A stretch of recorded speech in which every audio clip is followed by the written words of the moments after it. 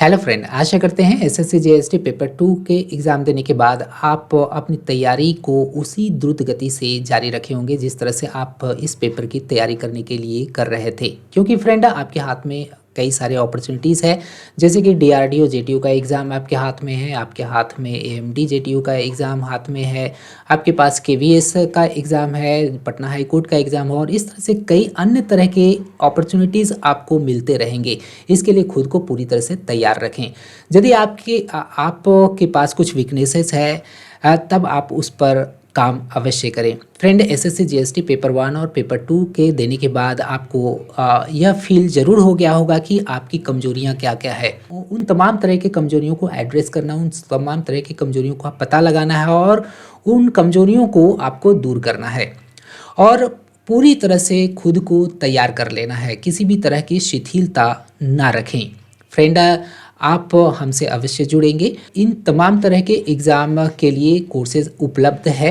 SSC JST paper 1 और paper 2 की तैयारी अभी से अवश्य करें, क्योंकि आप अंतिम समय में जब एग्ज़ाम का नोटिफिकेशन आता है तब आप इसकी तैयारी करना शुरू कर देते हैं और उसके बाद फिर आपका एग्ज़ाम यदि ख़राब जाता है तब आप फिर अफ़सोस ही करते रह जाते हैं और इस तरह से आप एक अच्छा सा अपॉर्चुनिटी खो देते हैं।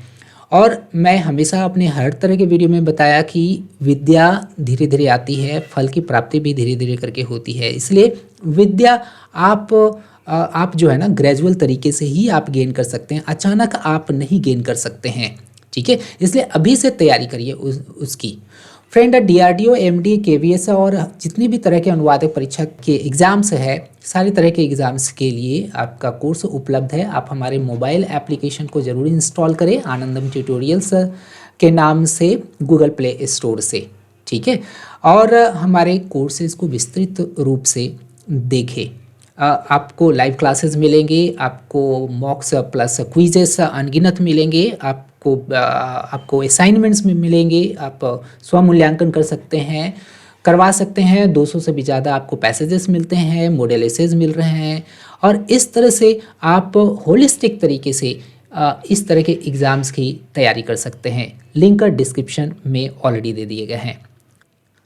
अब फ्रेंड, हम लोग इस सेशन में उस महत्वपूर्ण निबंध के शीर्षक को लेंगे जो काफ़ी इम्पॉर्टेंट है आपके एग्जामिनेशन के लिए, स्पेशली डीआरडीओ जेटीयू एग्ज़ाम के लिए। ये जो शीर्षक हम लोग लेने वाले हैं इस सेशन में वो वीवीआई है।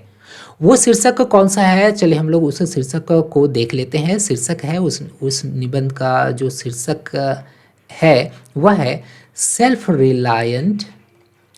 Reliant India in defence sector. ठीक है, इन डिफेंस सेक्टर। इसका यदि हम लोग हिंदी करेंगे तो हिंदी इसका हो जाएगा सुरक्षा क्षेत्र में आत्मनिर्भर भारत। फ्रेंड, काफ़ी इम्पॉर्टेंट है, यह ऐसे टॉपिक है। हम लोग काफ़ी विस्तार से इस टॉपिक का चर्चा करेंगे, वो भी ऐसे पॉइंट ऑफ व्यू से। ऐसे का किस तरह का फॉर्मेट रहना चाहिए, किस तरह से हम लोग इसको ऐसे के रूप में इसको पिरो सकते हैं और किस तरह से इसे हम लोग काफ़ी प्रभावशाली बना सकते हैं। हर तरह के पहलू को ध्यान में रख करके इस पर हम लोग लिखने का प्रयास करते हैं। इसलिए शुरू से लेकर के अंत तक ज़रूर सुनिएगा इस लेक्चर को, काफ़ी फ्रूटफुल यह चर्चा होने वाला है। फ्रेंड, कोई भी ऐसे को लिखने के लिए जो कॉमन सा जो चीज़ है, कॉमन सा जो कंपोनेंट्स है वो कौन कौन सा है। सबसे पहला है इंट्रोडक्शन, जिसे हम लोग हिंदी में कहते हैं भूमिका या प्रस्तावना। दूसरा जो होता है वह होता है बॉडी और तीसरा जो होता है वह होता है कंक्लूजन। ठीक है, किंतु फ्रेंड हम लोग ऐसा नहीं कि बस यही 3 चीज़ों में ही हम लोग किसी भी तरह के टॉपिक को डील कर देंगे। नहीं, ये इस टॉपिक को ध्यान में रख करके हम लोग कौन कौन से हेडलाइंस के तहत इस ऐसे को हम लोग डील करेंगे, चलिए उस पर हम लोग ध्यान केंद्रित करते हैं। सबसे पहला तो इंट्रोडक्शन, ये कॉमन सा ये हेडलाइन है, इसको हम लोग ज़रूर लिखेंगे। लेकिन फ्रेंड, इंट्रोडक्शन लिखने की आवश्यकता नहीं है, इस शब्द को लिखने की आवश्यकता नहीं है, आप डायरेक्ट स्टार्ट करिए। ठीक है, दूसरा जो हेडलाइन होगा उसको ध्यान में रख करके जो हम लोग इस टॉपिक को लिखेंगे, इस निबंध को लिखेंगे, वह होगा हम लोगों का बैकग्राउंड। बैकग्राउंड को हम लोग हिंदी में कहते हैं हम लोग पृष्ठभूमि, ठीक है।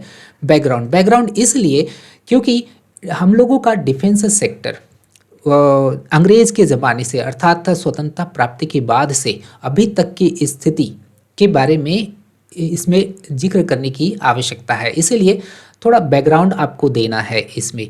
इसके बाद फिर हम लोग बॉडी के बारे में कहेंगे। बॉडी अर्थात ये जो सेल्फ रिलायंट इंडिया है ना, डिफेंस के सेक्टर में, इसके बारे में हमें बात करना पड़ेगा बॉडी में, ठीक है, डिटेल में बात करना पड़ेगा। इसके बाद फिर चैलेंजेस, ठीक है, चैलेंजेस। भारत आत्मनिर्भर बनना तो चाहता है सुरक्षा क्षेत्र में, लेकिन इनके राह में कई सारे रोड़े हैं। उन तमाम तरह के रोड़ों को आपको एड्रेस करना पड़ेगा, है ना, बताना पड़ेगा। वो चैलेंजेस के में आ जाते हैं। इसके बाद फिर आपको कंक्लूजन देने हैं, ठीक है। यदि फ्रेंड आप इन तमाम तरह के पहले से ही प्लान्ड तरीके से आप ऐसे को लिखना शुरू करते हैं तो मुझे नहीं लगता है कि आपका कलम कहीं पर भी रुकेगा। आप बहुत ही प्रभावशाली ढंग से इस टॉपिक को लिख सकते हैं, ठीक है। अब फ्रेंड एक एक करके हम लोग डील करना शुरू कर देते हैं कि इसमें कौन कौन से हम लोग कंटेंट को डालेंगे। इंट्रोडक्शन में क्या कंटेंट होनी चाहिए, बैकग्राउंड में क्या होनी चाहिए, बॉडी में क्या होनी चाहिए, चैलेंजेस में क्या होनी चाहिए, कंक्लूजन में क्या होनी चाहिए, ठीक है। फ्रेंड सबसे पहले तो हम लोग इंट्रोडक्शन को लेकर के चलेंगे। इंट्रोडक्शन में कौन कौन सी चीज़ों को हम लोग डालेंगे। फ्रेंड कई सारे लोग, कई सारे जो टीचर्स हैं वे कहते हैं कि इंट्रोडक्शन जो होनी चाहिए वो कोई विशेष तरह के कोटेशन से यदि स्टार्ट हो तो काफ़ी अच्छा होगा। हाँ, बात भी सही है कि यदि कोटेशन काफ़ी प्रासंगिक, काफ़ी रेलेवेंट है ना, तब आप उस कोटेशन को अवश्य दें। और जो भी कोटेशन दे रहे हैं उसको आपको एक्सप्लेन भी थोड़ा कर देना है। ये नहीं कि कोटेशन जो डाल रहे हैं और उसके बाद जो आप कंटेंट को डाल रहे हैं दोनों के बीच में किसी भी तरह का सामंजस्य नहीं बैठ रहा है, तब ऐसी स्थिति में वो जो इंट्रोडक्शन है वो प्रभावहीन हो जाता है। तो फ्रेंड चलते हैं हम लोग इंट्रोडक्शन को थोड़ा प्रभावशाली बनाने का प्रयत्न करते हैं, ठीक है। फ्रेंड एक कोटेशन है। कोटेशन क्या है? कोटेशन है कि if you want piece, if you want piece prepare for war, prepare for war. ये जो कोटेशन है यह एक रोमन जनरल के द्वारा, एक रोमन सेनापति के द्वारा कही गई यह कोटेशन है। काफ़ी हजारों साल पहले ये कोटेशन दिया गया था और इस कोटेशन को अलग अलग तरह के लोग अलग अलग तरीके से अभिव्यक्त भी किए हैं। एक कोटेशन है इसी इसके अनुरूप है कि preparation for war is the best security of peace, ठीक है। हम लोग ये ज़रूर लिख देंगे कि ये किसने कहा, यह एक रोमन जनरल द्वारा कहा गया है। वो उसका नाम था विजेटियस, ठीक है, उनका नाम ये था, ये ज़रूर लिख दे। अब इसका थोड़ा एक्सप्लेनेशन देना ज़रूरी है। आपको समझना है कि यदि आप शांति चाहते हैं तब आपको युद्ध के लिए तैयार रहना चाहिए, ठीक है। काफ़ी प्रैक्टिकल यह बात है। जस्ट आप इसे एक एग्जाम्पल से समझिएगा। मान लिया जाए कि आप किसी जंगल से होकर के गुजर रहे हैं, ठीक है, जंगल से होकर के गुजर रहे हैं और आपको पता है कि जंगल में कई सारे जानवर रहते हैं, है ना, जंगली जानवर रहते हैं और वो जो जंगली जानवर है वो आप पर कभी भी हमला कर सकते हैं, आपको शिकार बना सकते हैं। तो ऐसी स्थिति में आपको पहले से थोड़ा तैयार रहना होगा। आपके हाथ में एक छोटा सा डंडा भी रह जाता है तो आप थोड़ा सा निर्भीक हो जाते हैं। आपको अंदर से थोड़ी सी शांति प्राप्त होगी कि आपके हाथ में कुछ है। आप जो भी छोटे मोटे जो जानवर आएंगे कम से कम उसे तो आप भगा सकते हैं, ठीक है। लेकिन यदि आपके हाथ में एक बड़ा सा हथियार आ जाए, मशीन गन आ जाए, तब तो फिर आप पूरी तरह से निर्भीक हो जाएंगे, है ना, पूरी तरह से निर्भीक हो जाएंगे। आप घने जंगल को भी बहुत आसानी से आप जो है सो पार कर सकते हैं। इसलिए यह कथन कहा गया है कि यदि आप पहले से तैयार हैं किसी भी तरह की चुनौती को झेलने के लिए, तब आप निर्भीक रहेंगे और इस तरह से आपके पास शांति रहेगी। ठीक है? ये काफ़ी रेलेवेंट कोटेशन है।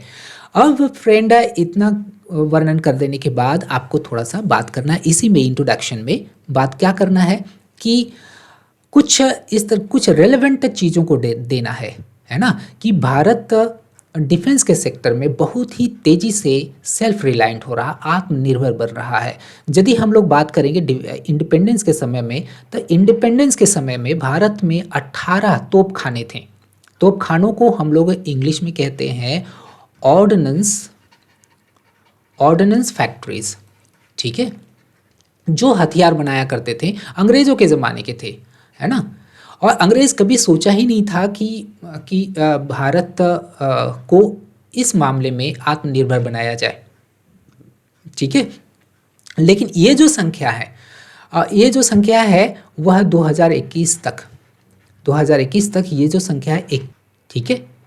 और भारत अभी ऐसी स्थिति में पहुंच गया है कि अब यह एक्सपोर्ट भी करता है, हथियारों को एक्सपोर्ट करता है। और ये चीज़ ज़रूर जिक्र कर देना है कि जुलाई 2022 का आंकड़ा है कि भारत 13,000 करोड़ रुपया डिफेंस इक्विपमेंट को बेच करके, उसको एक्सपोर्ट करके कमाया था। ठीक है? एक समय था जब भारत पूरी तरह से आयात पर निर्भर करता था डिफेंस इक्विपमेंट के मामले में। और एक बार तो यूएसए भी पूरी तरह से मना कर दिया था कि वह किसी भी तरह का कोई हथियार सप्लाई नहीं करेगा भारत को। तब उस समय यूएसएसआर सामने आया था, और यूएसएसआर के टेक्नोलॉजी के कारण से भारत की अभी जो स्थिति है भारत की, जब अब भारत आत्मनिर्भर बन रहा है डिफेंस के क्षेत्र में, वह उसमें यूएसएसआर की बहुत ही महत्वपूर्ण भूमिका रही है। तो फ्रेंड, ये इस इंट्रोडक्शन में हम लोग इतना बात करेंगे। अब फ्रेंड हम लोग बात करते हैं बैकग्राउंड की। बैकग्राउंड में हम लोग कौन कौन सी ऐसी बातों का समावेश करेंगे जो बैकग्राउंड को काफ़ी प्रभावशाली बना सकता है। फ्रेंड, बैकग्राउंड को हम लोग स्टार्ट करेंगे भारत की आज़ादी के समय से। भारत कब आज़ाद हुआ? 1947 को आज़ाद हुआ। और भारत के प्रथम प्रधानमंत्री कौन थे? तो ऑब्वियसली जे.एल. नेहरू थे, है ना? जे.एल. नेहरू एक विजनरी नेता थे, और उनका विज़न भी था कि भारत विज्ञान और तकनीकी के मामले में काफ़ी आगे बढ़ सके। ठीक है? तो एक ईयर आपको ये मेंशन करना है। दूसरा ईयर आपको मेंशन करना 1950 का। ठीक है? 1950 में हम लोग जानते हैं कि क्या हुआ था, भारत का संविधान बनकर के तैयार हुआ था, और इस तरह से हर तरह की पॉलिसीज़, हर तरह की पंचवर्षीय योजनाएं कहा जाए तो इस समय से स्टार्ट हुआ। ठीक है? भारत तक कहा जाए तो पूर्ण रूप से स्वतंत्र कहा जाए तो 1950 में ही हुआ था, क्योंकि इसका अपना संविधान चल रहा था। इसके पहले भारत का कोई संविधान नहीं था। इसके बाद फिर महत्वपूर्ण साल आप मेंशन कर सकते हैं 1956 का, जिसमें भारत इंडस्ट्रियल पॉलिसी रेजोल्यूशन लाया। इस पॉलिसी के तहत भारत अपनी डिफेंस सेक्टर को पूरी तरह से खुद के कंट्रोल में रखा। किसी भी तरह का कोई भी प्राइवेट प्लेयर्स को इसमें एंट्री देने की इजाज़त ही नहीं दिया। ठीक है? ये हुआ। इसके बाद फिर 1958 का आप बात करें, ये बहुत ही महत्वपूर्ण साल 1958 का रहा, जिस साल भारत डीआरडीओ की स्थापना किया, इस उद्देश्य से कि भारत डिफेंस के सेक्टर में, रक्षा क्षेत्र में वह भारत को आत्मनिर्भर बना सके। ठीक है? तकनीकी के क्षेत्र में भारत को आत्मनिर्भर बना सके। इसके बाद फ्रेंड जो नेक्स्ट इम्पॉर्टेंट ईयर हो जाता है वह है 1962 का। 1962 में हम लोग जानते हैं कि क्या हुआ था। 1962 में इंडोसिनो वॉर हुआ था। ठीक है?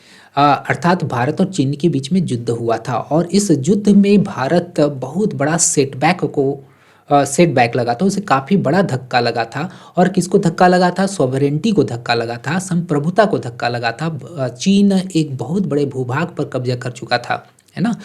तो इस धक्के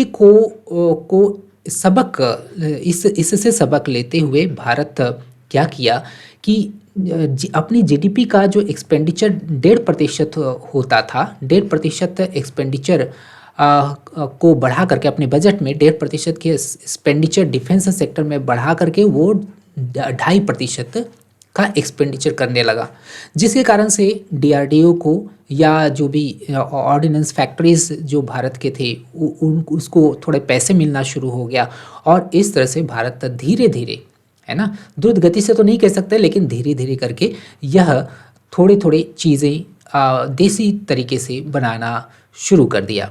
ठीक है, तो 1962 का वो टाइम आपको मेंशन करना है। 1962 के बाद आप सीधा सीधी अब आइए 1990। 1990 का जो दशक था वो बहुत ही महत्वपूर्ण था ये डिफेंस सेक्टर में एक बहुत बड़ा बदलाव के लिए। 1990-91 में आप जानते ही है कि क्या हुआ था कि भारत की इकोनॉमी को खोल दिया गया। भारत की जो इकोनॉमी हो गई वो लिबरल हो गई, उदार हो गई। अब निजी कंपनियां भी भारत में व्यापार कर सकती थी। भारत से एफडीआईज भी आ सकता था, है ना, विदेशी प्रत्यक्ष निवेश हो सकता था, विदेशी संस्थागत निवेश भी हो सकता था, एफआईआईज भी हो सकता था। ठीक है, तो ये इसके कारण से क्या हुआ कि डिफेंस सेक्टर में पैसे आने शुरू हो गए। सरकार ने यह ऐलान किया कि एफडीआईज डिफेंस सेक्टर में 29% तक किया जा सकता है। इसका उद्देश्य यही था सरकार का कि डिफेंस सेक्टर में यदि पैसे आते हैं तो डिफेंस सेक्टर भारत का आगे बढ़ेगा, है ना, द्रुत गति से आगे बढ़ेगा। इसके पास पैसे की कमी थी, फंड की कमी थी, जो सरकार पूरा नहीं कर पा रही थी। तो इस तरह से सरकार ने डिफेंस सेक्टर में 29% की एफडीआईज को मंजूरी दे दिया। ठीक है, अब क्या है कि प्राइवेट प्लेयर्स भी अब आना शुरू हुआ, क्योंकि प्राइवेट प्लेयर्स भी यह देखना शुरू हुआ कि भारत जो है सो चारों तरफ से, लगभग दो तरफ से एटलीस्ट तो कह ही सकते हैं कि चीन और इधर पाकिस्तान, है ना, पाकिस्तान बहुत बड़ा जो एडवर्सरीज है, बहुत बड़ा एनिमीज है, उससे बचाव करने के लिए यह जरूर जो डिफेंस इक्विपमेंट बनाएगा, और डिफेंस इक्विपमेंट बनाने के लिए उसे फंड की आवश्यकता होगी। और यदि वह बनाता है ना, सरकार यदि एफडीआईज वहाँ उसको मिलता है तो वो ज़रूर इससे बनाएंगे, और इस कारण से जो फॉरेन प्लेयर्स है उसको अच्छा खासा इसमें फ़ायदा होगा। इसके बाद फ्रेंड एक महत्वपूर्ण डेट आती है, ईयर आती है, वह 2013 की आती है। 2013 में डिफेंस प्रोक्योरमेंट पॉलिसी को लाया गया। डिफेंस प्रोक्योरमेंट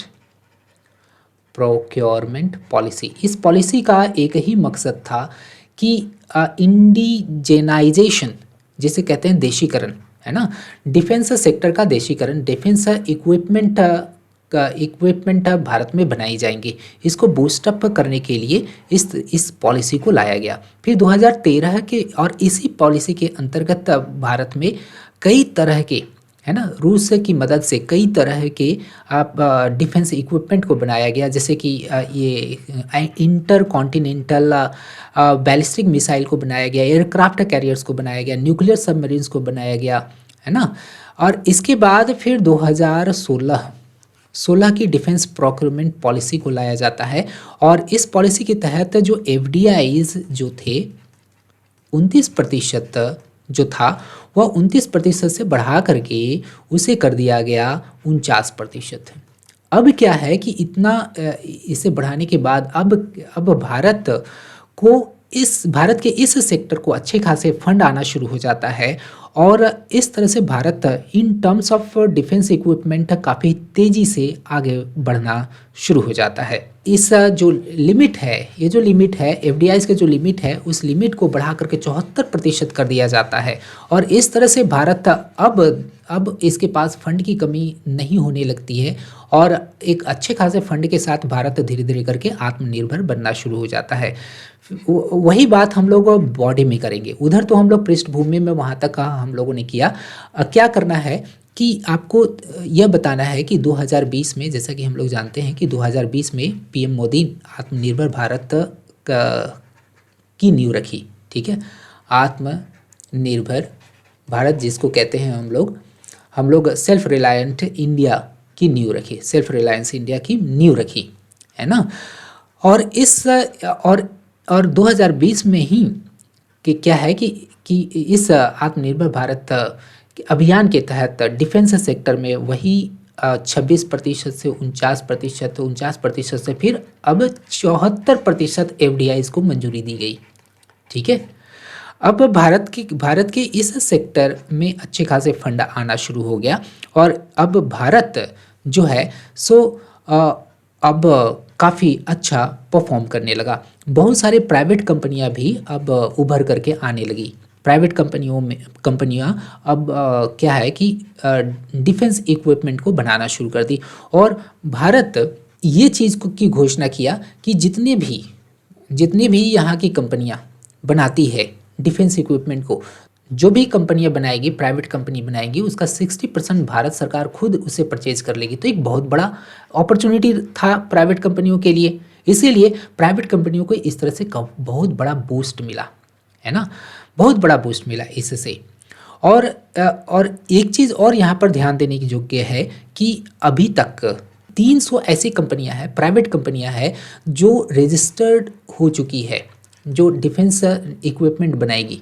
ठीक है, और इसमें से 110 ऐसी कंपनियां हैं, प्राइवेट कंपनियां हैं जो ऑलरेडी बनाना शुरू भी कर दिया है। जैसे कि इसमें कौन कौन सी कंपनियां हैं, टाटा हो गया, रिलायंस हो गया, है ना, रिलायंस हो गया, इसके बाद फिर अदानी ग्रुप हो गया।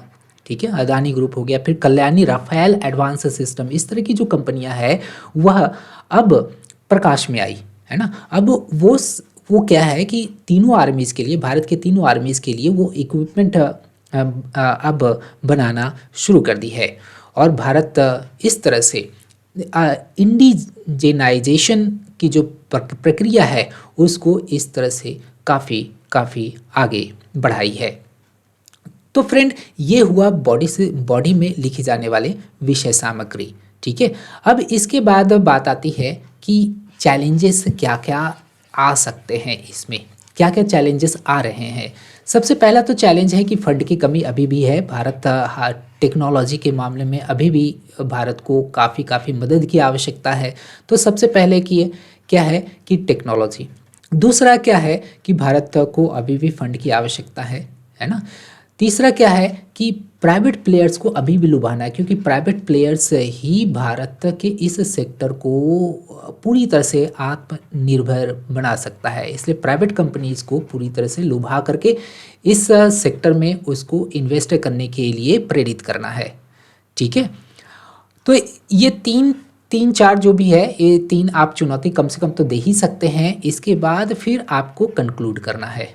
ठीक है, कंक्लूजन देना है कि भारत अब बहुत ही तेज़ी से डिफेंस सेक्टर में काफ़ी तेज़ी से आगे बढ़ रहा है। भारत विश्व का कहा जाए तो पूरे एशिया का यह second largest defence equipment making country बन गया है।